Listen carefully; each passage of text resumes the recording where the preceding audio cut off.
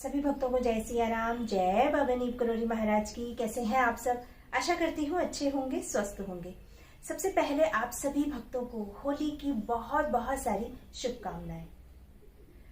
आज बहुत ही सुंदर बाबा महाराज जी की एक लीला आप सबके सामने लेकर आई हूँ।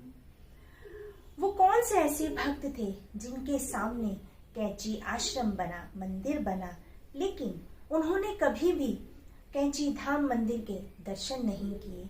बाबा महाराज जी के दर्शन कैंची धाम में उन्होंने नहीं किए। तो सुनाती हूँ ये सुंदर सी लीला। सरदार रंजीत सिंह जी, चालक, उत्तर प्रदेश परिवहन। 30 जून 1983 में उनको अवकाश मिल गया। वो बताते हैं कि बरेली से गनई की तरफ को वो गाड़ी चलाया करते थे और बस जब वो चलाया करते थे, रोज ही वह कैंची धाम आश्रम से निकलते। रोज ही उनका आना जाना कैंची के सामने ही से होता। वो बताते हैं कि कैंची धाम आश्रम उनके सामने ही बना, लेकिन वह कभी भी दर्शनों के लिए नहीं गए, क्योंकि वह बस से ही आते जाते बस यही देखते कि बहुत सारे दर्शनार्थी बाबा महाराज जी के दर्शन करने के लिए आते। बहुत सी भीड़ वहां पर रहती, लेकिन कभी भी उन्होंने दर्शन नहीं किए। बताते हैं कि अपने बस को छोड़कर वह कभी नहीं गए। एक बार वो ये भी बताते हैं कि भूमियाधार आश्रम भी, मतलब भूमियाधार आश्रम जो है वो कैंची धाम आश्रम से पहले ही बन चुका था और भूमियाधार आश्रम से ही उनका निकलना होता था।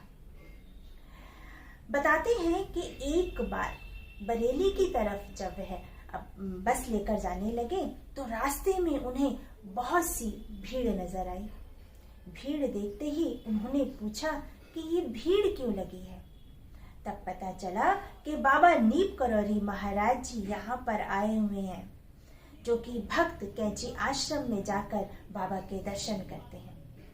लेकिन वो बताते हैं कि यहाँ पर भी मैंने अपने आप को लाचार समझा। वो इसीलिए कि बस में जो भी सवारी बैठी है उन्हें किसी भी प्रकार की कोई परेशानी ना हो, ये सोचकर वह नीचे नहीं उतरे और मन ही मन सोचने लगे कि संत तो भगवान का रूप होते हैं और अगर बाबा नीप करोरी सिद्ध है तो वह खुद ही मेरे मन की बात जान जाएंगे और खुद ही मुझे स्वतः दर्शन देंगे। अगले दिन जब प्रातःकाल उनकी बस उस रास्ते से निकली, तब उन्हें अचानक एक मोड़ पर खड़े हुए दिखे बाबा नीप करोरी महाराज जी।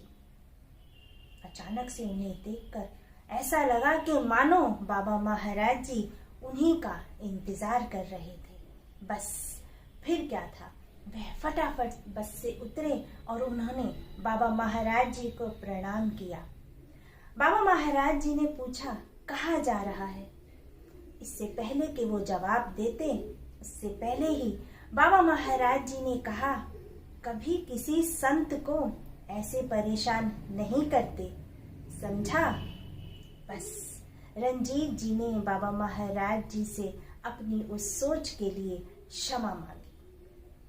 ये है बाबा महाराज जी की लीलाएं। कैसे बाबा महाराज जी अपने भक्तों के मन की सभी बातें जान लेते हैं। बहुत ही सुंदर और प्यारी बाबा महाराज जी की ये लीला है।